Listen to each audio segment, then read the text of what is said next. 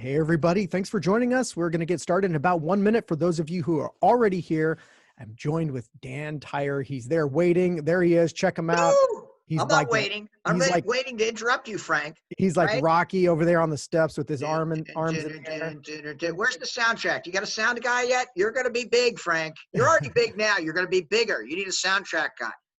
Yeah, I appreciate you, Dan. Always, always. I'm But your hype man. I'm the biggest Frank Cowell fan that's outside of San Diego, I think. so, Dan, little known fact for you and the people joining us, I actually had a short stint as an actual hype man. We're not No going to go. way. We're not going to go into that today. Why not? That's fun.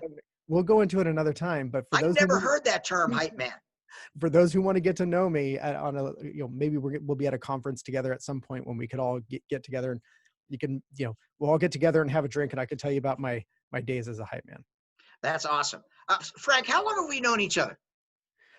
We've known each other probably going on 6 years now. Yeah. And you did a video for me like 5 years ago that was so nice about one of the programs that I run at HubSpot. Oh, and that's right. That's right. That's right. We still use that, right? You got like, you're all super articulate, and the video is cut professionally in different formats, right? And people are like, who is that guy? And Are you saying I'm HubSpot famous? I am. Well, good. Hey, Dan, we're at now 1 minute after. And so I want to jump into this we have a lot of people that are starting to join. For everyone that's joined, thanks for joining us today. We've got people raising their hand. Let me just make sure we don't have any technical difficulties. We've got DJ Shirley on this and managing the tech. So let's jump into this, folks. Thanks for joining us today. My name is Frank Cowell. I'm the author of Building Your Digital Utopia. I'm the CEO of Digitopia, and I'm your host for today's special event with none other than Dan Tyre, sales and marketing legend. He coined the term smarketing. He's the sales director at HubSpot, employee number 6, by the way, and he's the co-author of Inbound Organization. Dan, it is so freaking good to have you here. It's been too long since we've connected. I know. Frank, you and I are the same guy. First of all, thank you very much for inviting me. Second of all, congratulations on the book, right? Oh, thank you. Right on my desk. First of all, I read it. It's like a good read. It's a fun read. It took me like 90 minutes. I did it on a Saturday morning, and I learned a ton, right? I got a quote in there, so that makes me smile, but also very, very helpful to explain to business people like why the inbound revolution is so important. So on behalf of HubSpot, the inbound revolution, thanks for doing that. Yeah, and thanks for the contribution to the book, by the way. So we're going to dig into that. I'm not here to promote my book, but thank you for doing that. I didn't pay Dan to do that. No. I'm Frank's hype man. 5 reasons why Frank is good. Number 1, you were part of the inbound revolution a long time ago. When did you discover inbound? Well, so I've actually done a lot of that kind of work since, my early days on the internet in the late 90s, right? Yeah. Like we didn't call it inbound, but certainly you've always helped people. This podcast, perfect example, like what you've done with the book. You want to help first and then sell where it makes sense, which is awesome. Number 2, right? You're a lion, a HubSpot lion. What does that mean, Frank? Tell our audience what a HubSpot lion is. So a HubSpot lion is someone who's been through the paces at HubSpot through a program that Dan and some of his team run there at HubSpot to specifically train people on how to do inbound the right way and combine it with selling to do actual real world selling and not just be completely passive and, wait for every single opportunity to come to you. And so when you join that program, you become a lion.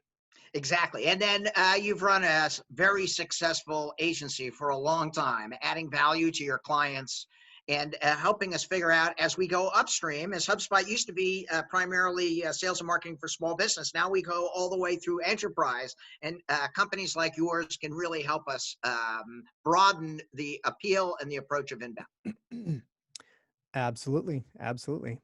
So Dan, let's get into this. For the people that are here today, we know you have lots of questions, and you may be here because you're feeling stagnant and you're trying to think about maybe installing an inbound system into your organization to try to create that growth that you're after. You might be an executive who's tired of mediocre results and just always paying for leads, and you're just looking for a better way to drive, quality more consistently. So for whatever reason you're here, if that's you, uh, this conversation today, I'm positive is going to help you out.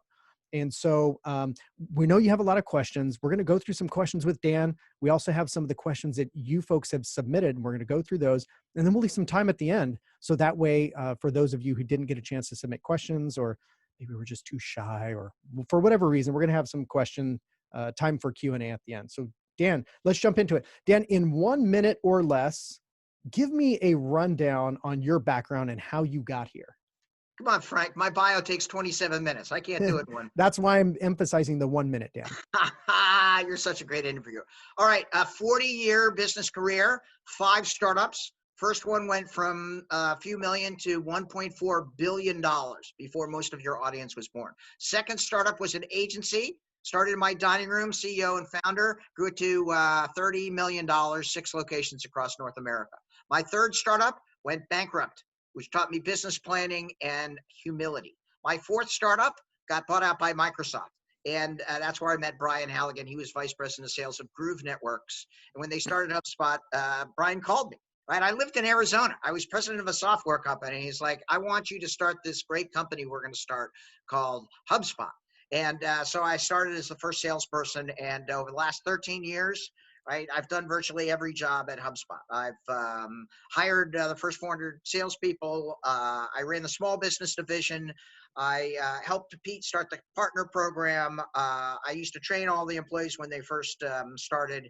And now over the last 13 years, 14 years, HubSpot has grown to almost 4,000 employees, sold in 130 countries, 6,000 Wow. partners, and about 75,000 paying customers all over the world. Wow, amazing. So for those of you who are here today, and if for some reason you've been living under a rock and don't know who Dan Tyre is, hopefully that gives you a bit of a background that we have a very esteemed guest here with a ton of experience and lots to share. So Dan, let's I'm jump in. also the luckiest man in the world. I've been married 30 years, 29 great ones and 1 mediocre one, which my beautiful wife, Amy, lets me say from the stage. Right? I got a dog Very by the good. name of Katy Perry. I'm a bass player. I live in a purple house. I'm a little quirky. You know, Frank, I'm a fist bumper, right? Yes. I never shook hands for the He last was 10 he years. was I he was was doing way that ahead of before my it was time, cool. right? He, And now we're elbow tappers, yeah, he right? was Dan was doing that before it was cool for sure. So Dan, you know, one of the things I like to talk about is one of the things that plagues our industry, you know, this idea of marketing and marketing gurus is that there's the secret sauce and that there's, you know, all these secret formulas. And I'm really against a lot of that. But there is one secret sauce that I do preach, and that's called momentum. I Mhm. believe momentum is the magic elixir that can do amazing things for your business that seemingly, you know, the successes, things come and they don't aren't really attached to anything directly, but it's this idea of momentum. So let's talk about momentum. What in your opinion, you know, everybody here is trying to achieve their growth goals, but what's often keeping businesses from achieving that momentum so they can get the growth that they're after? That's awesome. As part of my entrepreneurial experience, I mentor dozens of companies who are trying to scale. They're all on my website, dantyre.com. And it usually falls into about 5 different areas. The first is they're having difficulty in new business development, right? They haven't mastered emotion of how to identify a good fit customer and then bring them on board. Or number 2, they have problems with delivery. They can bring on the customers, but they keep losing their customers. Number 3, they have issues with leadership and the corporate culture, in which it's kind of dysfunctional, and they have difficulty retaining their employees. Sometimes it's challenges with scale. Right. One of the benefits of working at companies that are different size over the last 40 years is that there's a certain way to do it when you go from 0 to a million. And then there's a Yeah. different way to go from a million to 2.5 million. And then you have to do the complete opposite. What worked for you to get to 2.5 million, you have to do the exact opposite to get to 5 million, which is one of the reasons why people atrophy or flatline. And the last reason is cash flow. And if you're doing the first 4 right, then you can ensure that you have the right cash flow to grow. um, yeah, amazing stuff. And I definitely resonate with a lot of that, especially, you know, as businesses grow, the approaches have to change. You know, if you're familiar with a guy named Vern Harnish, he says, what got you here won't get you there. Right. Right. It works against you. And Yeah. entrepreneurs get so frustrated. They're like, but Tyre, it worked to get me to $1 million. I'm like, yeah, unfortunately, it's not going to work to get you to $2 million. If you want to get there, you're going to have a different approach. You're going to have a different role. You're going to have to do different things. Sometimes you're going to have to do less things, right? And that's really a wake-up call for a lot of entrepreneurs. And especially for entrepreneurs, that means letting go. I know. Yeah, And letting like, go. that's hard because that's what got them there. If they didn't like work 90 hours a week and do all of the details, they never wouldn't have got to that first level. Yep. But now it's time to take a look at the strategy. Now it's time to archive for everybody in your company what your corporate culture is. Now it's time to adopt the process and look at sales and marketing alignment, look at what you're doing to make sure that you're providing the most value to the best good fit customers. So Dan, let's talk about inbound, right? You wrote a book called Inbound Organization. So what is inbound? Why is it important for the customer experience? And, you know, talk a little bit too about like why it's a competitive advantage. Yeah, so I had never heard of inbound before HubSpot, and HubSpot really coined, they popularized the term. It was first written by David Meerman Scott, who wrote a book called The New Rules of PR and Marketing in 2006. And it's the first time we saw anybody in print that said inbound marketing. And I remember Mike Volpe, who at the time was the vice president of marketing for HubSpot. Now he's the CEO of Lola. Sent an email to David Meerman Scott, said, we just started a software company based on the term that used in the book. And at the time, inbound was focused specifically on marketing, and it talked about attracting people to your website that you could help so that some of them would become customers. But over the last 10 years, it's morphed to where now inbound is considered essentially a leadership principle. It's a fundamental shift in the way you do business. It's a philosophy based on helping people. And the approach is all about being human and customer-centric. And like you say in the book, you want to treat people like human beings. You want to start a relationship, not necessarily sell something. You want to help before you sell. You want to add value before you extract value. You want to focus on the customer experience. Right? I give you attribution, but I shamelessly took some of the verbiage from your book because you have a quote that says, treat your customer like they're the core of your business, right? You focus on a niche. You are data driven, so you look at what's working and whatnot. And then you help your customers get you more customers. Yeah, that's great stuff, Dan. I'd like to tell people that essentially you want to build your business model to match the journey that your buyer goes on. And so many businesses today, you know, they're stuck in this old school thinking that it's binary. You're not a Yeah. customer, you are a customer. Yeah. But there's an entire progression. If you put yourself in their shoes, there's an entire progression that's taking place. And so if you can build your business to match that progression, you have a much better chance to win and create raving fans. Let's You're talk like, about, no. What you said in the book is you're like, treat them like customers before they're customers. Make it yeah, seamless. They don't even know they're customers yet, right? yeah, I'm like, that is brilliant, right? Because, right, that's the way we work in 2020, right? yeah, Frank, would you rather be sold to or helped? yeah. Everyone wants to be helped, right? And to the point you made about, you know, what I said in the book, which is, you know, they're customers and they don't yet realize it. So, but you do. And so, Now, but this is a fundamental change in the way we do business now, right? Because in the old days, 2014, you had 6 competitors, right? Today in 2020, you have 44 competitors, right? 44. There's like, I haven't seen a innovative or new business plan in years, right? And right. so in the old days, it was like, everybody's about the same. Today, right?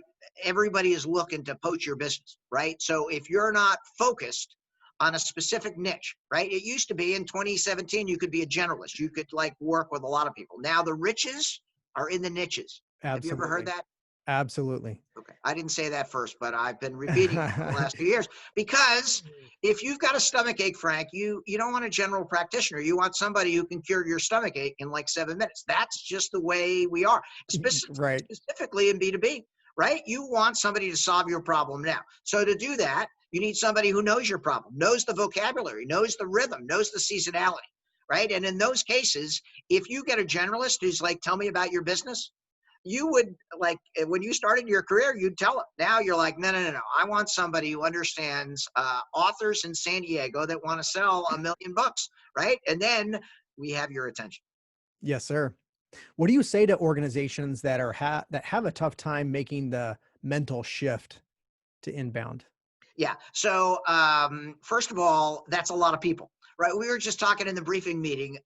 You'd think everybody would use an inbound approach because to you and me, it just makes so much sense, right? I was a pushy salesperson for like 30 years. I hate to tell you, but when I started with HubSpot in 2007, I pushed some people. I was a little like, you should get started this month. Is this a priority for you? And like, don't tell anybody, but it was horrible. It's our Right secret. now, in the second time I was a salesperson for HubSpot in 2014, I took a job as a territory manager here in Arizona.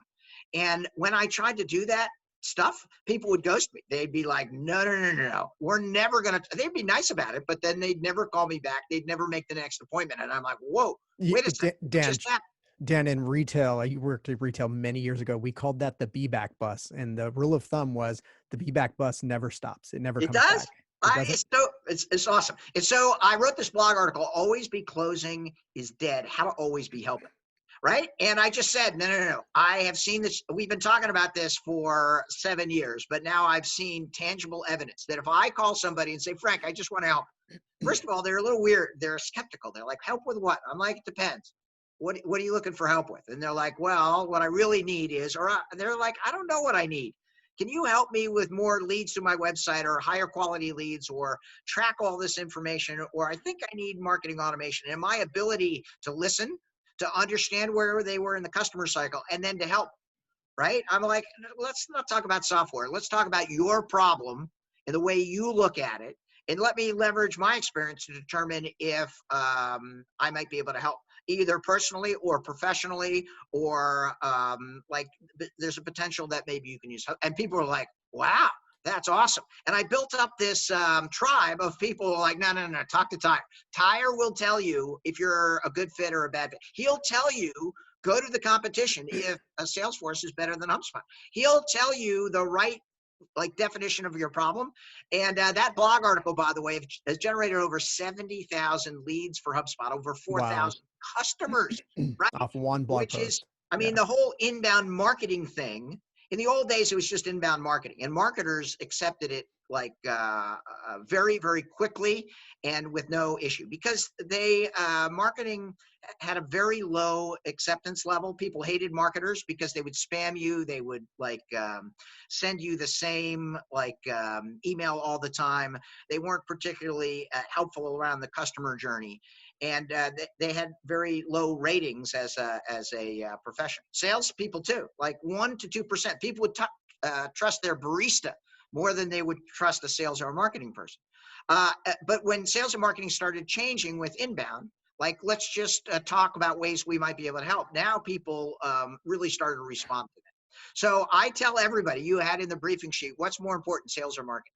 I say marketing is more important than sales today. In fact, I tell CEOs on your podcast, if you have more than 10 people in your sales organization, take the 2 least performing salespeople and fire them. Give all the money to marketing. Number 1, they're not going to make their quota. They're probably fudging their calls anyway. Number 2, they're Right. not a good representative of your company, right? There's a reason why they're at the bottom of the pack. And number 3, marketing needs help. Marketing needs to get the word out. And approximately, I don't know, in the latest studies for B2B, people say they don't want to talk to their salesperson until they've done 65 to 85% of their research. Yeah. The Right? bulk of it. I know. And so Yeah. you want to go to a website. This is, we were talking about this earlier. This is one of the biggest challenges that we see that business people, you write this down. When we do our consulting, we go in and say, do you like the funnel? And they're like, well, I like my funnel. I'm like, no, no, no, no. Have you been in your funnel lately? And they're like, what do you mean? I go, you ever call the front desk? They're like, No. I'm like, let's do it now. They're like, no, no, no, no. I'm like, Yeah, let's do right, it. Oh, right. come on, let's go. Let's see how easy it is to get a salesperson. Let's see what your salesperson says when they pick up the phone. And I'm telling you, it is a traumatic experience for senior executives because it's not something that they do on a regular basis, and it could be scary. But when you call into HubSpot, or when HubSpot calls you, hopefully within 5 minutes of you dropping your contact information, which all the studies say will increase your sell through by 8 to 9 times, right? There's just Frank, how are you doing? Then a pause. Then thanks for picking up the phone, right? Which we say rather than how are you doing today, because it's a little bit more professional. And then I saw you came to the website. I saw you filled out that form. What were you looking for help with? And people are like, wow, that's amazing. Sometimes they say, I'm looking for this particular problem. And you're like, oh, yeah, I see in your lead intelligence in the HubSpot CRM that you spent 47 minutes on that page last week. What were you doing reading that page for 47 minutes? That's awesome. Did you get your answer? Was that helpful? Or is there something that we should discuss? And that gives you an opportunity to really reach out, use a big heart, and make an impression of the right way to engage with folks in an inbound philosophy. Good stuff, Dan. Let's move into the next topic I want to talk about. You're known for coining the word smarketing, which really is about alignment of sales and marketing. So can you talk about why it's important? Why is this idea of smarketing and alignment of sales and marketing, why is it so important? And what challenges do you see between sales and marketing departments when they try to do this? First of all, schmarketing. You got to say it Oh, like you're from schmar- Brooklyn. oh, There you go. schmarketing, There you go. like a Yeah, yeah, yeah, schmear or something like yeah, that. yeah, yeah, yeah, yeah. And it's Schmarketing. another I've thing. been saying it wrong this whole time. I know that's all right. I have That's all lots right. of talks recorded of me actually saying smarketing. So I now know. we've I got to know. go dub those and fix Some those. guy in Australia just sent me a book called Schmarketing. And I'm like, wow, you wrote a book on that? That's awesome. And I've been talking about it forever. And the impetus of this was I was getting drunk in 2007. I was drinking Sam Adams beer on the 7th floor of the CIC, Cambridge Incubation Center, which was HubSpot's first headquarters. And I was with Mike Volpe, who was the CMO. And in the first 3 months of HubSpot, we never had any email leads. And it was like I essentially cold called all my friends and like said, you should buy this. But now we started to get these inbound leads. Right. And the inbound leads were very, very helpful because in any salesperson's life, 90% of the time, effort, and aggravation is trying to find good fit leads. Right. And so we got our first 10 inbound leads. I'm like, Mike, these are awesome. And how do we get more? And he's like, well, it's like, that's why we started this company, is because we can help you trick out your website. I'm like, no, but I don't want to like cold call anymore. I want these inbound leads. He goes, it's not that easy. I need to like hire somebody to do content and create a blog and like publish ebooks. I'm like, well, hire me because I don't have any headcount. I'm like, I'll give you sales headcount. And he stopped and he'd like, wait a second, you give me sales headcount into marketing. I go, it's not sales, it's not marketing, it's schmarketing, right? And he laughed and he'd say, all right, I'll take that headcount, which was easy because it wasn't really mine. It belonged to my boss, Mark Roberge. And but we got him Ellie Merriman, who was the next person to be hired at HubSpot, and she created all this inbound content, and we never look back. And if you're a salesperson and you're not getting inbound leads, quit. Right? If you're really cold calling, right? Do you happen to know, Frank, the efficacy of a cold call in 2020? Oh, I don't know the exact number, but it's really low. Yeah, Like just a single tad. digits, right? Oh, definitely a tad over 1%. Yeah. So I tell everybody, you're wasting 99% of your time, effort, and money, and you're ruining your brand at the same time. And true cold calling, I was doing a presentation in New York City, and I love speaking in New York. I lived in New York for a while. And in New York, it's not like San Diego. In San Diego, everybody's like professional, and you dress in shorts and flip-flops, but you're like polite. And it's not like that in New York. In New York, they like mix it up. And the guy stands up in my presentation. I'm 20 minutes in talking about sales and marketing alignment. And he goes, no. And I'm like, okay. I'm all mic'd up and everything. I'm like, you're going to interrupt the Dan Tyre presentation? Yeah, imagine There, that. buddy. I'm like, what's your name? He goes, I'm Noel. I'm like, no. What do you mean, no? And he's like, that's not the way we do it. I'm like, okay, well, how do you do it? He's like, we call 120. We hire kids right out of college. We call 120 people every single day. We use the same script. He goes, about 10 people pick up and about 2 people have like a quality conversation. I'm like, okay, so let me get this right. You've got a little less than 1% is effective. So you're wasting 99% of your time, effort, and money. He goes, no, that's not the way we look at it. And I'm like, all right, audience, what do you think if you're one of the 125 people that's not interested in the conversation? And everybody starts booing, boo, boo. And Noel just leaves. He just walks out. I'm like, there's my point, right? That is a perfect example brought to you by the citizens of New York, like why you got to make this change. Because if you're, it's still a multi-billion-dollar industry in North America. If you're still cold calling, you're doing it wrong, right? And it can have incredible impact on your business, right? What you want to do is you want to focus on the type of customer you want. Then you want to educate your customer. And like what happens now is we see this ghosting and swarming, right? So people will get all excited about something. They'll come to your website. They'll spend like 3 hours on it, right? They'll look at like 64 pages and then they won't come back for 5 months.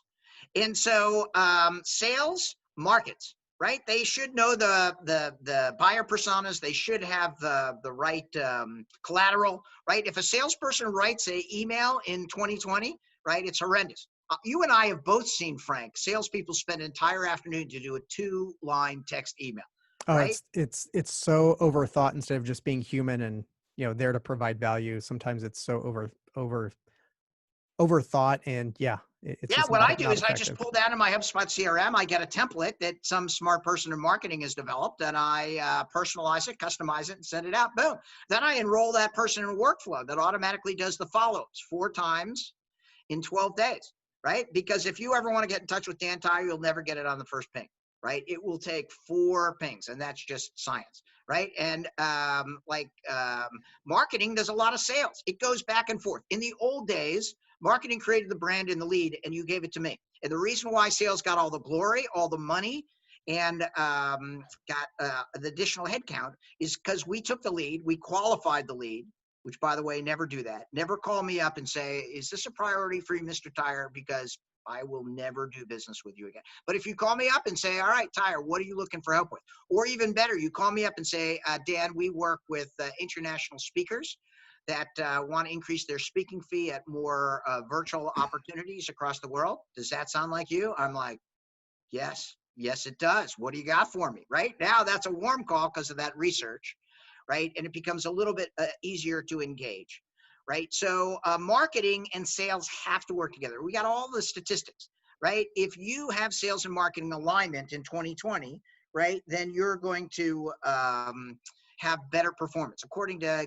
Gartner, Aberdeen, and virtually all of the forecasting and investigating sites. So Dan, how do people do that though? How do they keep these 2 departments working well together? And what can marketing teams do to win over sales teams? Because in my experience, many sales teams are very skeptical about the value that marketing can deliver.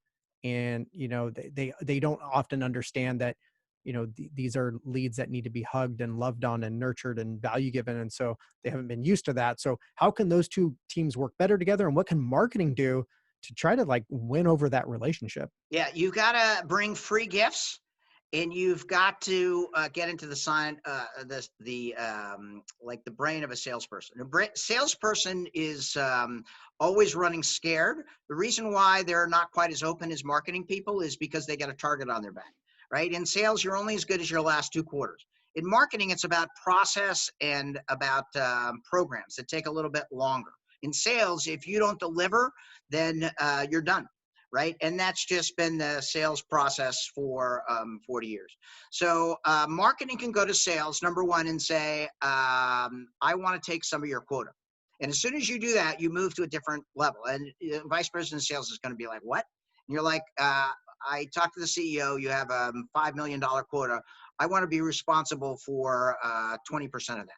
And the vice president of sales eyes will get big, and you're like, what are you talking about? And you're like, I believe What planet I know. where are you from? What I language know. is this? And then you say, I want to work with one of your salespeople, and we want to understand how we can create better content for you to get better leads, to get better MQLs and SQLs. And then we want to track them, right? Because we think that if your salespeople are really having meaningful relationships, right? That's the key to inbound. The key to inbound, as your book says, it's all about relationships. In 2020, even with a global pandemic, civil unrest, all of this craziness, 2020 is a great time to start a relationship, right? You've always known that. That's what you do. That's why Yep. I'm your hype man, Yep. because you start relationships, right? And we've been doing it for a long time. And the people who start relationships leapfrog over everybody else because we know each other, because we have shared trust and foundation. And if we can't work together, I'm not going to be pissed. I'm like, okay, Frank, you got to run your business. That's like, we had a good run. Thank you very much. This is my recommendation. If we can work together, right, we'll listen to you. We'll understand what you want to do, and we'll get it done. For marketing, marketing always wants to work with sales because they have twice as much money, right? They For sure. usually have a little bit more power. That's changing, because in the old days, when you called your senior executives to the table, you'd ask the marketing person, all right, well, we gave you $800,000 last year. What did you do with it? And they'd look at their shoes. They'd be like, well, it's bifurcated. It's hard to say. Now, if you're using HubSpot, you can get all the attribution. You can show how that $800,000 turned into $3.2 million. The sales guy was easy. Said we hired 6 people, and those guys generated an extra $3 million worth of revenue. And you're like, okay, let's double this guy's budget, right? Right. So if you take a little, if you're a marketer, you take a little bit of the quota, and then you get 1 or 2 or 3 people to try it, right? Just try a schmarketing process. And then the final thing is you come with free gifts, right? And there are a ton of free ways that you can teach salespeople to be more effective. One of my favorites, and I know one of the things that you've adopted several years ago, is video email, right? In 2020, if you're sending a text email, you're very, very old fashioned, right? You want to see a little Frank Cowell sitting there with that super microphone, smiling at you, like going, hey, we want to work with you. This is important for us. And you're like, wow, this guy did a little movie. It's like Harry Potter. He sent me a little movie in this email. How did you do that? And sometimes we'll see our videos open 40 or 50 times, right? Because people send it around to everybody in the company to see how they express their value proposition. And Frank, do you like video? Yeah, I think there's a time and a place for both mediums, and I think to make sure that you're addressing both is critical. Yeah. Because you have some people who prefer to scan and some people who prefer to hear. Yeah.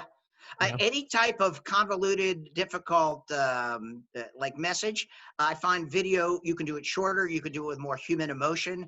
And the big thing in the new business development process is now it's not Dan, the sales guy. Now it's the guy with the gray hair and the HubSpot t-shirt and the orange wall. He's been like trying to see how we can help, and it completely humanizes the process. And in 2020, if you want to build a digital utopia, you got to be more human. And to yeah, do that, you have to use technology. I'm famous for saying every business is a technology business. And that wasn't like 2 years ago. It was hard to be a technology business. People would say, we're a nonprofit. We don't really have good technology. Or we're a startup. We don't have good technology. Now, there's no excuses, right?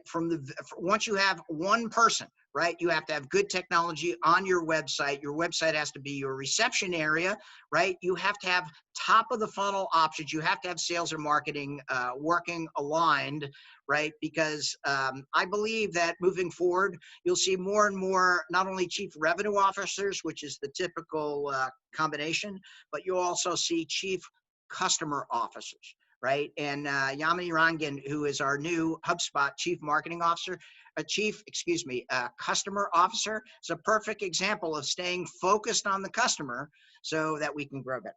yeah, absolutely. So let's talk about that, which is, I call it a service mindset. It's one of the philosophies that we talk about in the book. And so my question to you is, how can B2B executives build a service mindset across their entire organization? Where do they start? And how do you feel B2C experiences impact, people's expectations of what these B2B should be doing? Yeah, we live in an instant gratification like society. We're not adding value in the first part of this podcast, right, or webinar. People are already gone.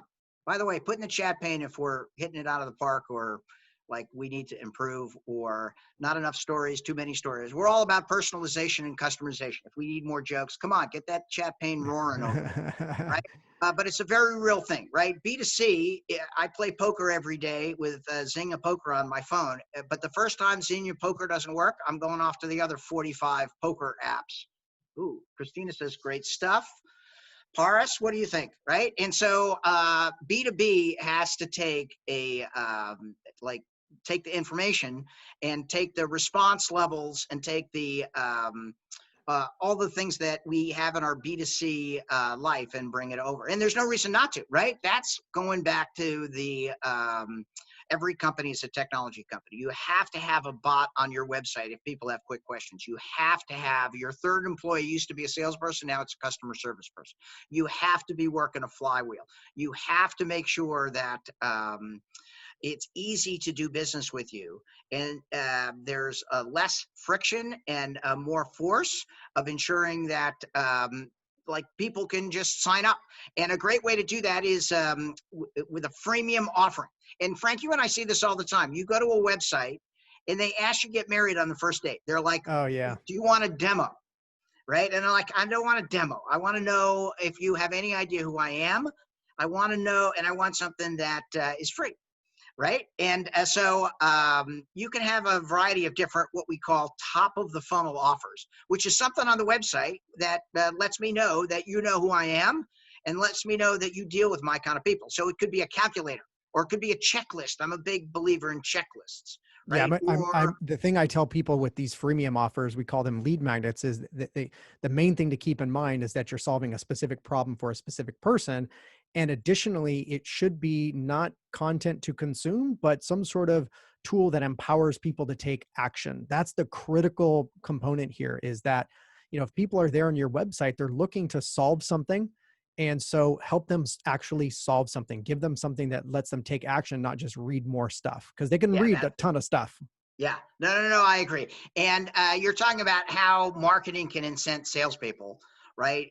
As you start putting those top of the funnel offers there, you'll get more people dropping their contact information, and you'll be able to see what kind of people read what kind of information.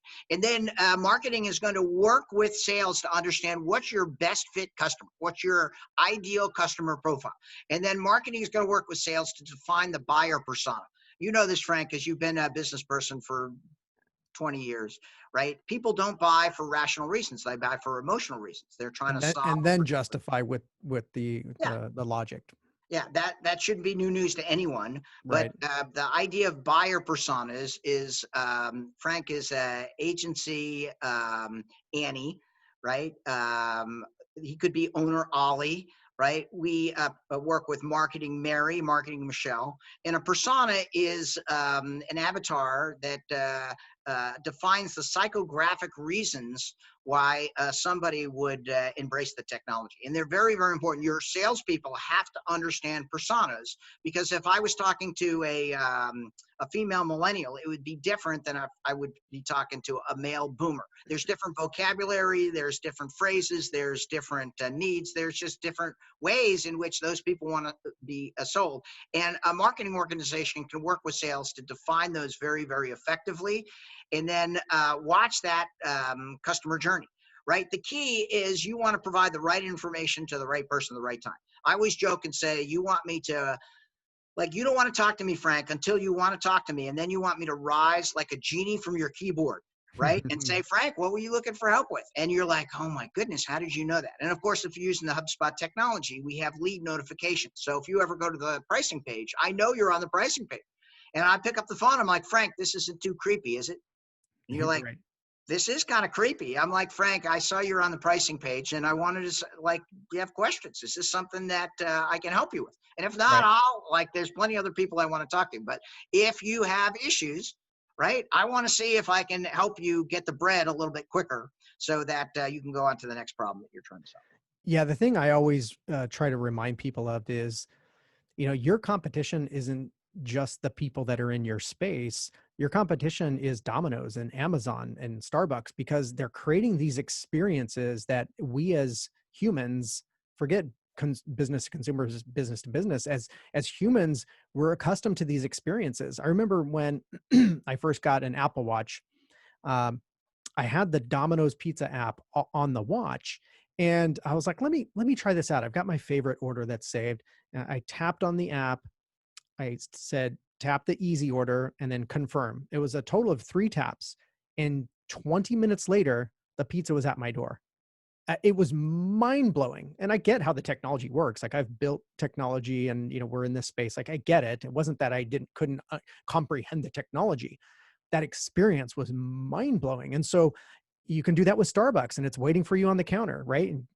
And so these experiences are spoiling us. And so in B2B, we have to rise to that occasion, and we have to, be frictionless. We have to make sure those experiences are catered to what the buyer is looking to accomplish. Yeah, the buyer or the customer is at the center. In the old days, salespeople had a funnel, right? And I would say, Frank, like, before you move to the next step, we got to make sure this is a priority. I qualified you. If I ever do that now, you'll never talk to me again. Now it's not a funnel, it's a flywheel, and the customer is at the center. And Brian Halligan is famous for saying that your customers are more important than your sales team, which I believe. Right, in 2020, when we started HubSpot in 2007, the product was average, right? And maybe I'm even being gratuitous by describing it in that light. Right, it was $250, our first 1,000 customers. It said beta on it, and it was okay. Right now, if you ever did that, people would just move on to something else. Now you have to have great advocates as your customers, and your customers. Right, there's a process, we call it the flywheel. Anybody know what a flywheel is? Put in the chat pane if you know flywheel. There's 2 ways to know flywheel. Number one, if you're an automotive person. Are you a car guy, Frank? I don't know that about you. Not really. My dad is a car guy. He's got an amazing. I don't even own a car. Yeah. I don't even own a car. I have to ask my wife if I can borrow a car. Amy, can I borrow your car? She's like, where are you going? I'm like, I'm going to the grocery store. She's like, when are you going to be back? Dad, this sounds a little sad. I don't know if we want to continue down that path. All right, Tanner knows what a flywheel is, but flywheel in a car and an auto thing moves the pistons, right? Or you've seen the movie Ghost, right? Anybody ever you've seen that movie, Frank? It was with Swayze and yeah. He's Demi Moore, and actually he dies in that movie. Actually, he's dead now. Actually, I guess that's why they call it Ghost, right? Anyway, probably. There's like a potter's wheel, and he's holding her, and she's pushing the wheel, and it goes around, and it works the same way with your customers, right? Your customers, if they have they're vocal about testimonials. Christina says, HubSpot mental model, remove friction from your internal process. Ooh, I love it. Yes, that's exactly right. Right? What we want to do is exactly what Frank just said. We want to make it easy. Right? So you're saying we want to wrap our arms around our customers as they're, molding their pot. So great. So great. Is that what you're saying? That's on tape. I'm going to use that. It's a little weird. That's why you're here. It's a little weird, Dan. It's a little weird. We ought to do a video, and you can wrap your arms around me while I'm pushing my flywheel. A little weird, but that's what we're going for, right? That is weird, right? and I'm down for it. So next time we get together, we have to do that on camera. Weird as heck. I know. But that's the key, right? When you have a good customer, you want to thank them for their business, right? In 2020, I tell everybody, right? In the new normal, you got to circle the wagons. You got to call your customers, and people are like, really? Call them? I'm going, yes. Number one, 10 times the number of people are picking up the phone now than ever before. Why? Because half the people are sheltered at home, and they've had it with the kids, right? They've had it with their significant others. They'll talk to the IRS here in the United States, right? If they to just spend 10 minutes in a closet somewhere, right? Number two, you've got to thank them for their business. You're like, Frank, thanks so much for being a great partner, right? I'm your executive contact. If you ever need anything, here's my cell phone. You text me. Something doesn't go right. I want to be those 3 clicks, right? I want to make sure all you got to do is you leave me a voicemail. I'll respond with it in 24 hours, and I'll make sure that we're helping you out.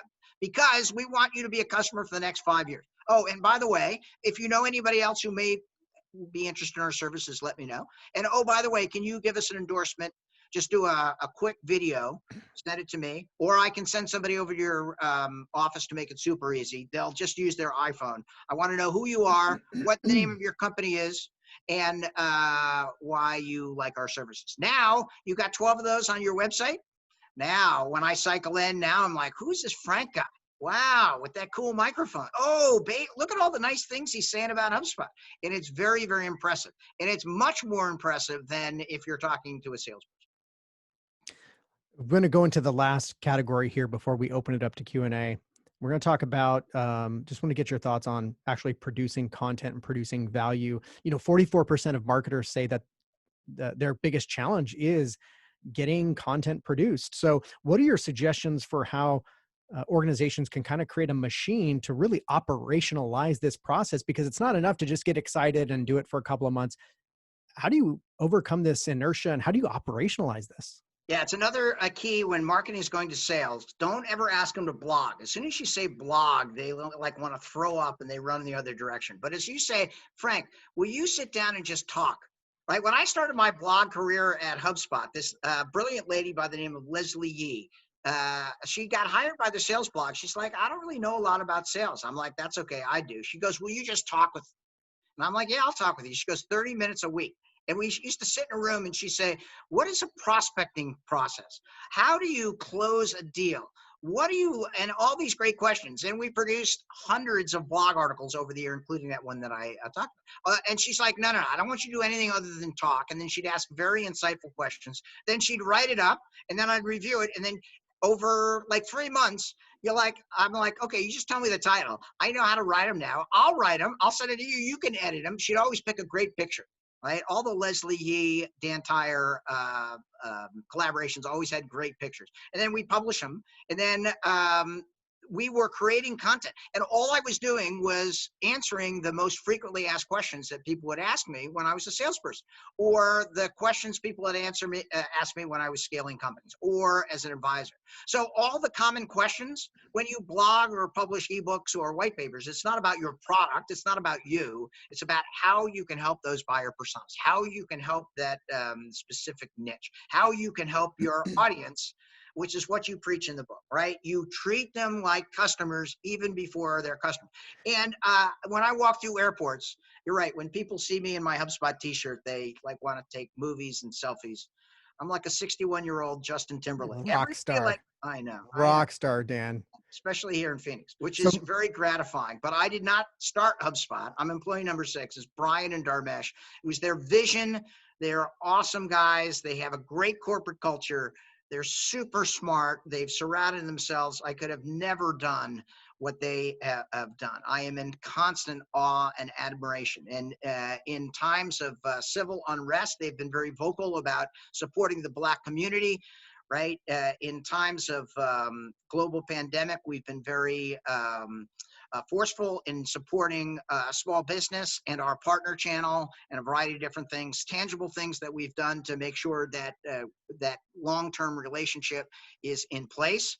Right. And it's always been gratifying to be associated with HubSpot because this is the way you run businesses in 2020. It's not about selling stuff. I always tell people we could be selling orange lawnmowers. And if we use the same process, Halligan always says it's not what you sell, it's how you sell it. And on a daily basis, we get these beautiful emails about people saying, no, you guys, we've been using the free stuff for like 5 years. They're like embarrassed. I see them at the airport. They're like, oh, I just use the free stuff. I'm like, that's great. I go, you ever refer somebody to HubSpot? They're like, yes. I'm like, thank you. Right. yeah. And that's part of the process in 2020. I play free Zynga poker, but I tell people, hundreds of thousands of people, that I play free Zynga poker. So I'm pretty sure that they're okay with me playing their free poker for the last 5 years. Absolutely. We're going to jump into some, first of all, before I jump into the questions, I just want to, reiterate something Dan mentioned, things that HubSpot does to really like get behind, put their money where their mouth is, so to speak. And just firsthand, this is an amazing organization.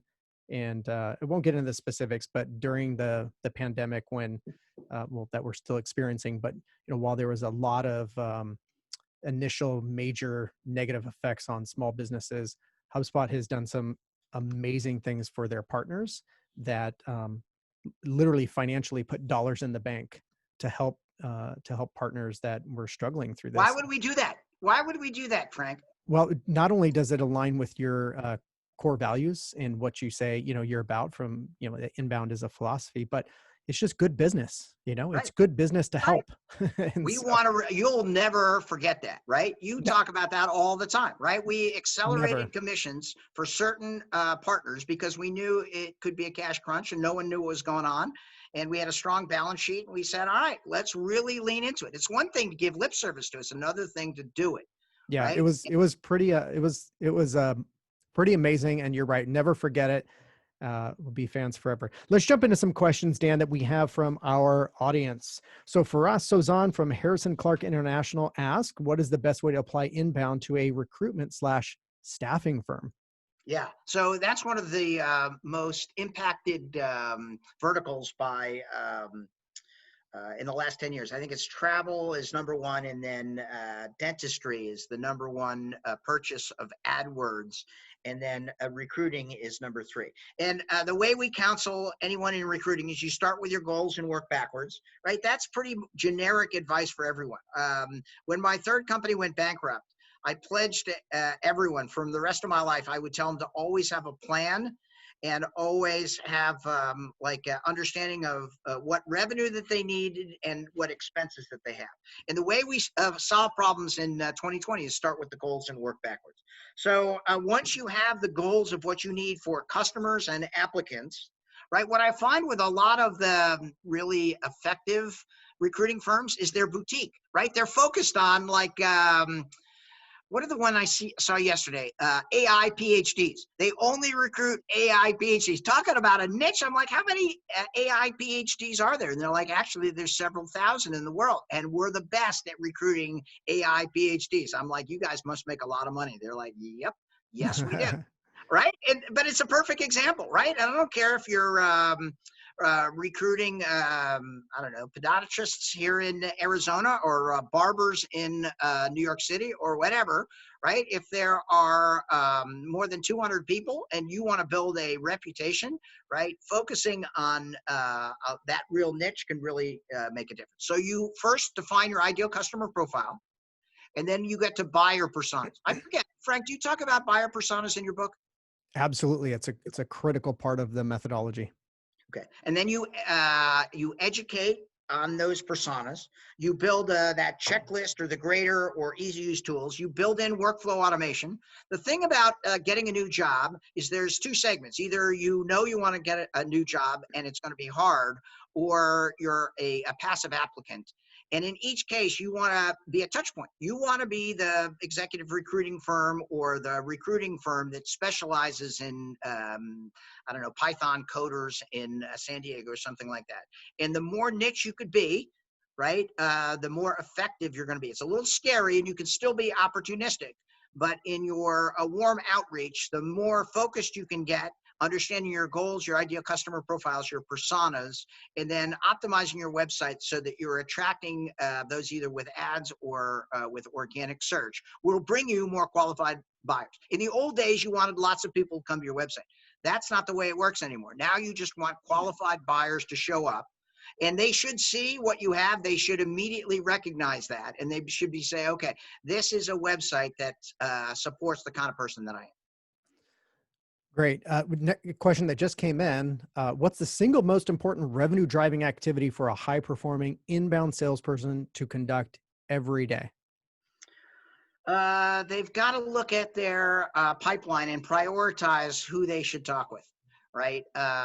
We are constantly focused on opportunity generation and things that are close to the pipeline or close to the endpoint, right?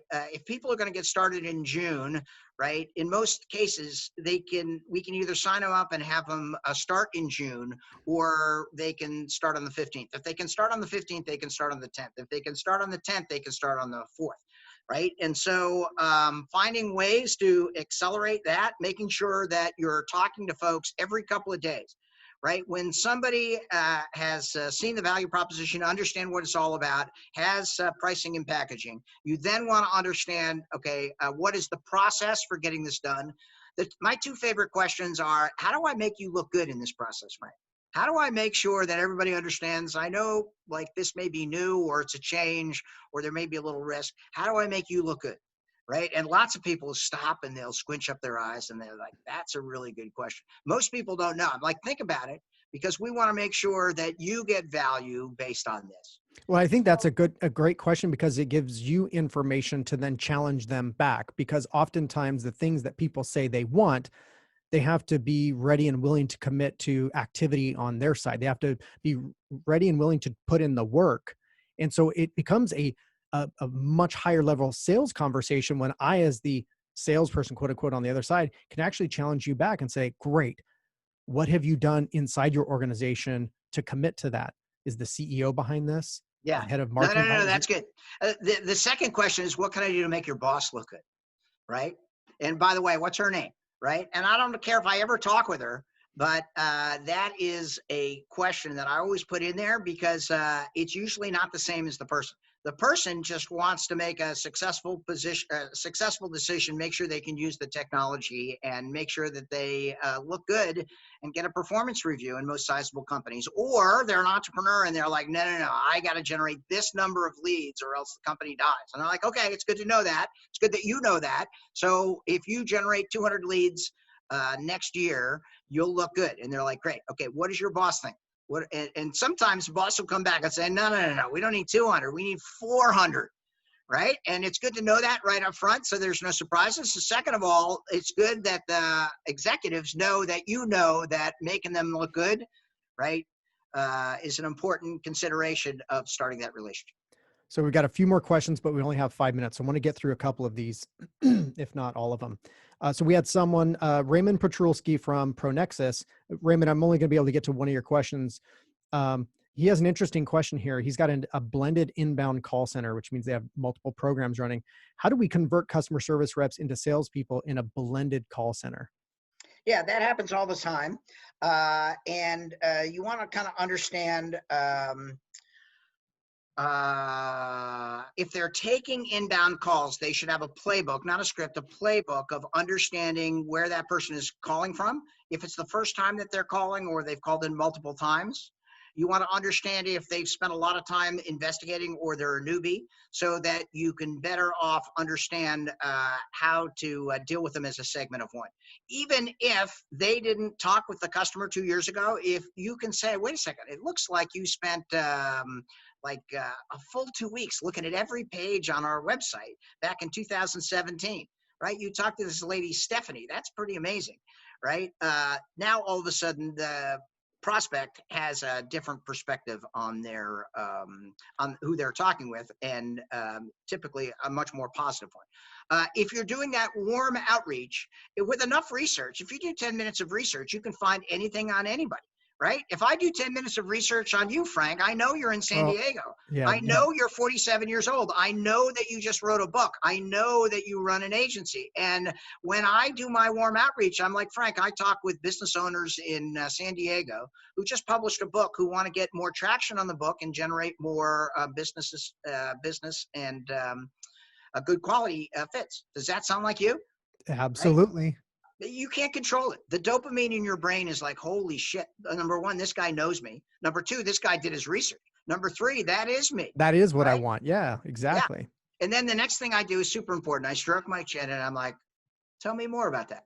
He's And true. you remember that. I know. Then I shut up. You just I know. do one of these numbers. I know, which is hard for me. The chin stroke question is when you be quiet. And I'm like, okay, tell me more about that. And then you're going to go on for 5 minutes. And that is a warm call that's just as good as a cold call, or it's just as good as an inbound lead, because I did the research. I identified certain attributes around your personal and professional situation that I then explained to the person in the outreach, right? Where they know that I did my research. And as soon as I do that, then it's like meeting somebody at a barbecue, meeting somebody at a pub, meeting somebody at a darts game.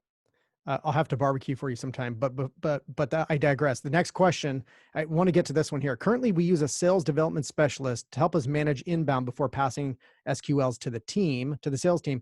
Can HubSpot do this automatically so that we can remove this role? Is it wise to do this, or is it better to include a human versus automated? Yeah, I saw that question. It's a really good question. It depends on what the goal of the SDR call is, right? And if they're asking qualifying questions, it's not good, right? Because you don't qualify before you have a connect call. When you identify a good fit lead, the first conversation is always helping, right? It's the essence of inbound, and you're just calling in, right? You're just answering any questions that you have. So first phase is identify, next is connect. The third is a discovery call where you ask good discovery questions. And in those situations, you can qualify, right? But only till you get to the discovery call. At that point in time, it's a customer like requirement, or it's you're doing the customer a favor. When you ask that question, I would want to dig in, and you can send me that question or send it to Frank and he can forward it to me. What is the value of the SDR checking in? Right? What do you want them to do? If it's just setting up a meeting, or if it's something more advanced, and then we can determine if we can automate that with a quick survey, or if it's a necessary step in the sales process. Dan, with that, we are exactly right on time. A couple of things before everyone leaves here. One, thank you to you, Dan, for spending the time sharing this knowledge with everyone here today. Two, hopefully everyone here takes what we talked about and actually takes action, right? First things first, start talking to your customers, start engaging them, start figuring out, where they need help. I think that's the biggest theme here, is to always be helping, not always be closing. And finally, I would love to share with you some resources related to the book that Dan has been talking about, Building Your Digital Utopia. I have a blueprint tool that can help you map out this. And thank you, Dan. I have a blueprint tool that we talk about in the book to help you map out this kind of journey for your buyer personas, and creating a journey that's based around your buyers, not based around your products. If you want a copy of that tool, it's available for free at buildingyourdigitalutopia.com, buildingyourdigitalutopia.com. Thanks for joining us. We're going to get this out to everybody who wasn't able to attend today. Your questions, if we weren't able to get to them, please send me an email, frank@digitopia.agency, frank@digitopia.agency. We'll be sure to answer those quickly. Dan, thanks for joining us. Everyone else, thanks for joining us. Have an amazing day.